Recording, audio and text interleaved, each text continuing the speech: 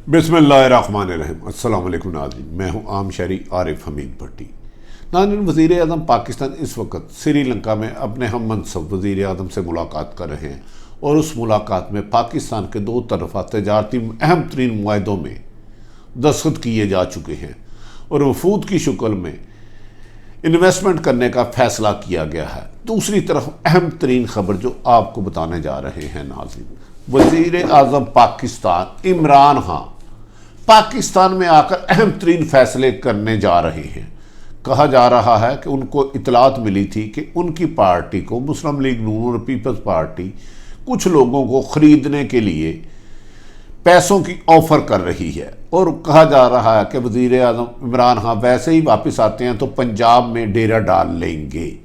पंजाब की कमांड संभाल लेंगे। और इस सिलसिले में उनके एक करीबी साथी ने पंजाब में आज आके डेरे डालने राब्ते करने शुरू कर दिए हैं और वज़ीर आज़म पंजाब में, क्योंकि मेजोरिटी में बहुत ज़्यादा है, MNA का यूसुफ रज़ा गिलानी और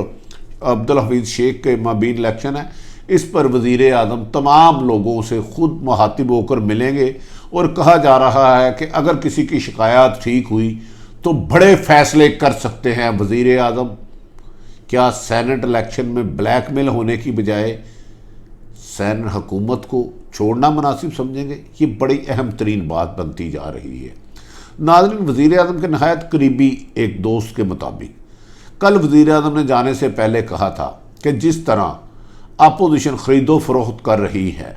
और इस जमहूरियत को बदनाम करने के लिए गैर मुल्की ताकतों से हमायत ले रही है तो वो इस पर कोई कंप्रोमाइज़ नहीं करेंगे। अगर उनकी जमात के ज़्यादा लोगों ने पार्टी डिसिप्लिन में ना रहा तो इस मौके पर कोई वो बड़ा फैसला भी कर सकते हैं। बड़ा फैसला क्या हो सकता है? मिड टर्म इलेक्शन, असम्बलियों को तोड़ना।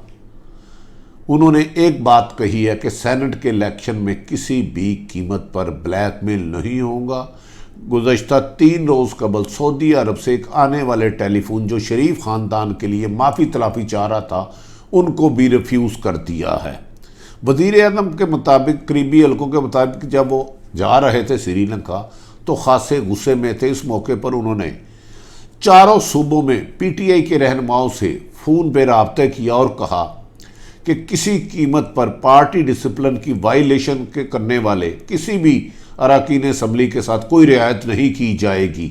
उन्होंने अपने पार्टी के लोगों को कहा कि उन्हें ब्लैकमेल ना कोई मुखालिफ जमात कर सकती है, अपोजिशन कर सकती है, ना ही हुकूमत के अरकान कर सकते हैं। नाज़रीन,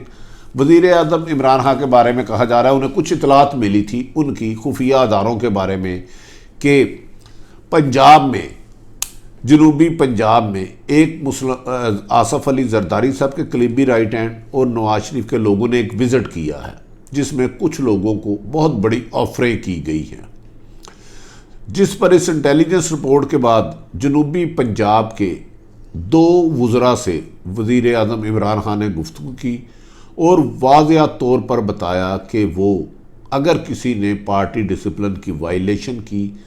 तो वो किसी भी बड़े स्टेप लेने से गुरेज नहीं करेंगे। ना सिर्फ ऐसे लोगों को अपनी जमात से निकाल देंगे बल्कि अगर वो उन्हें मिड टर्म इलेक्शन की तरफ भी जाना पड़ा तो वो गुरेज नहीं करेंगे, लेकिन वो करप्शन की सियासत, ख़रीदो फरोख्त की सियासत का हिस्सा बनने वालों के साथ तो ब्लैकमेल नहीं होंगे, अगर उनके साथी हुए तो वो उनको भी निकाल देंगे। दानिश, वज़ीर आज़म को जो अहम तरीन इतलात मिली हैं, इनफैक्ट इस वक्त मरियम नवाज़ और मौलाना फजलुर रहमान बहुत ज़्यादा डेस्परेट हो चुके हैं। वो इंतकाम में इतनी कागे जा चुके हैं, वो कहते हैं कि हुकूमत उन्हें मिले ना मिले, इमरान खान को नहीं रहना चाहिए चाहे मार्शाल्लाह भी लग जाए। इस सिलसिले में वज़ीर आज़म इमरान खान को जो रिपोर्ट भिजवाई गई उसमें कहा गया कि लॉन्ग मार्च की सूरत में जब अपोजिशन आएगी इस्लामाबाद उसमें मौलाना फजलुर रहमान और मरियम नवाज़ एक साथ होंगे और जरदारी को लूब में नहीं ले रहे। और इसमें कहा जा रहा है कि मुबैना तौर पर बास टारगेट किलर वहाँ दहशत गर्दी की कर सकते हैं ताकि मुल्क का अमन तबाह किया जा सके। इस रिपोर्ट मिलने के बाद वज़ीर आज़म ने कल जाने से पहले 2 अहम तरीन अदारों को इस बारे में मज़ीद तफ्तीश करने की हदायत की है कि इनके बारे में हक़ायक़ जाना जाए कि क्या अपोजिशन पीडीएम के दो बड़ी जमातें आके लॉन्ग मार्च की सूरत में, धरने की सूरत में अमन तबाह करने के लिए किस किस्म की दहशत गर्दी कर सकते हैं या टारगेट क्लियर कर सकते हैं, ताहम ये भी मुमकिन है कि भारत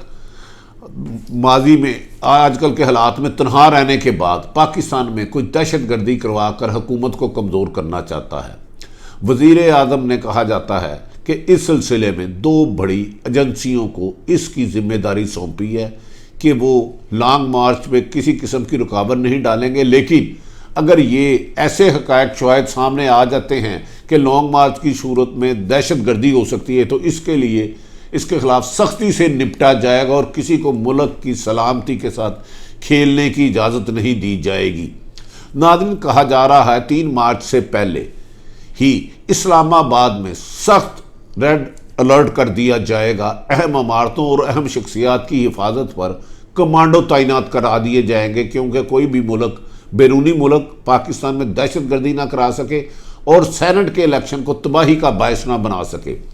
सेनेट के इलेक्शन के सिलसिले में वज़ीर आज़म ने जो अपनी कैलकुलेशन की है उनके मुताबिक उन्हें 28 वोट मिल रहे हैं। सेनेट में पीटीआई की जो जमात है अक्सरियती जमात बन जाएगी, ताहम 4 से 5 लोगों के कम होने के आसार, जिस पर पीपल्स पार्टी और नून लीग और मौलाना फजल रहमान पैसों की तकसीम का मुबैना तौर पर इल्ज़ाम लग रहा है, इसके लिए वज़ीर आज़म ज़हनी तौर पर फैसला कर चुके हैं। नाज़रीन, क्या वज़ीर आज़म हम इतलात के मुताबिक श्रीलंका से आने के बाद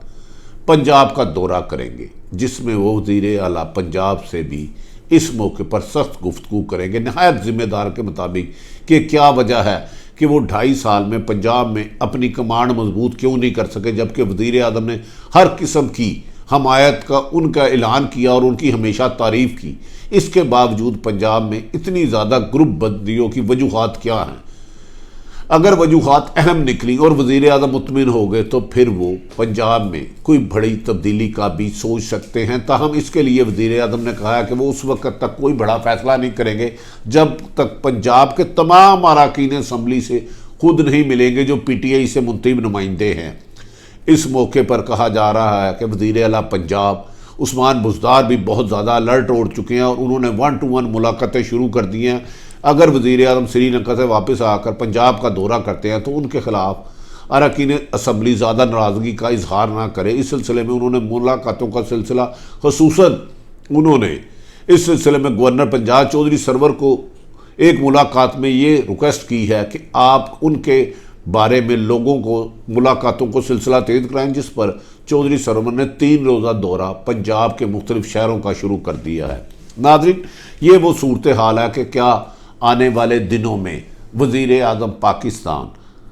किस हद तक जा सकते हैं। दूसरी तरफ मरियम नवाज़ का डेस्परेट होने का ये हालात है कि उन्होंने कहा कि मुझे मजबूर ना किया जाए कि मैं ऐसी वीडियो वायरल करूं कि बाज़ लोगों को अपने नाम और अपनी इज्जत छुपाना, अपने लिए अपना आप छुपाना मुश्किल हो जाए। इस सिलसिले में उन्होंने डस्के इलेक्शन के बारे में भी एक और धमकी दे दी है। मादी में भी एक उन्होंने ज़फ़र मलक की वीडियो चलाते हुए मज़ीद ऐसी गैर अखलाकी वीडियो की निशानदेही की थी कि हम वो भी दिखा सकते हैं जो कि मुनासिब नहीं है। अब उन्होंने डस्के इलेक्शन पे भी कह दिया है कि मैं 2 ऐसे शख्सियात के नाम लूँगी जिसके बाद पंजाब में भूचाल आ जाएगा। क्या मरियम नवाज़ साहबा के पास कोई ऐसे शवाहिद हैं कि जिससे ये साबित हो कि पीटीआई ने डस्के में धांधली की है, या उनका गुस्सा इंतकाम इस हद तक आ चुका है कि वो हर हाल में पाकिस्तान की इमरान खान की हुकूमत को गिराने के लिए हर वो कदम उठा सकती हैं जो कि पाकिस्तान के लिए बेहतर ना हो। ताहम मरियम नवाज़ ने अपने करीबी साथियों से मशावरत करके कहा है कि मुझे हर हाल में मार्च में इमरान खान की हुकूमत को किक मार्च करना है, जिस पर उनके बाद साथियों ने समझाया कि इमरान खान की हुकूमत में अदम एतमाद लाना बज़ाहिर नामुमकिन सा है। यूसुफ रज़ा गलानी का इलेक्शन अपनी जगह, लेकिन इमरान खान की हुकूमत का खात्मा फौरी तौर पर नामुमकिन लगता है, जिस पर मरियम नवाज़ ने बरहमी का इजहार किया और उन्होंने कहा कि इसीलिए मैं आने वाले लॉन्ग मार्च में मौलाना फजल रहमान के साथ राब्ते में हूँ। क्या दूसरी तरफ ये खबर आ रही है, कहा जा रहा है कि मुमकिन है कि मुस्लिम लीग नून के सीनियर रहनुमा हमजा शहबाज शरीफ के साहबजादे की ज़मानत हो सकती है, और जैसे ही उनको ज़मानत पर रिहाई मिलती है हाई कोर्ट लाहौर से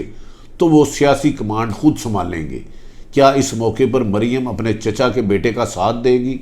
या उनके बारे में अपना बयानिया रखेंगे? याद रखें कि हमजा नवाज और शहबाज शरीफ का बयानिया अदारों से टकराव की बजाय अदारों से रजामंदी और बाहमी दोस्ती के साथ काम करने का है, जबकि मरियम नवाज का बयानिया अदारों से टकराव का है, वीडियो जैसी धमकियां देना। दूसरी तरफ नाज़रीन, वज़ीर आज़म पाकिस्तान का श्रीलंका का दौरा नहायत कामयाब कहा जाता है कि श्रीलंका ऑलरेडी भारतीय जुल्म व तशद्दुद का बहुत ज़्यादा शिकार है। भारत ने वहाँ दहशत गर्दी किया और श्रीलंका ने पाकिस्तान के साथ माशी ऐसे मुआहदे किए हैं जिसमें मुफ्त तालीम, सेहत, एनर्जी के सिलसिले में पाकिस्तान में इन्वेस्टमेंट करेगा। दूसरी तरफ सऊदी अरब ने भी अमेरिका से मायूस होकर जब अमेरिका ने उन्हें किक आउट किया तो मोहम्मद बिन सलमान ने वज़ीर आज़म इमरान खान को पैगाम भेजा कि वो पाकिस्तान के इलाके में बहुत बड़ी इन्वेस्टमेंट करना चाह रहा है, अरबों डॉलर की। नाज़रीन, देखना यह है कि आने वाले दिनों में अगर इलेक्शन सेनेट 30 मार्च को स्मूथ हो जाते हैं तो पाकिस्तान की सियासत में कोई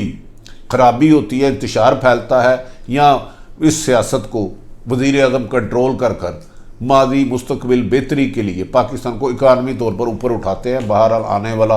वक्त बहुत पाकिस्तान के लिए है। मैं अपने इर्द गिर्द रहने वालों की खुशियों का ख्याल रखें। अगर आरिफ हमीद भट्टी का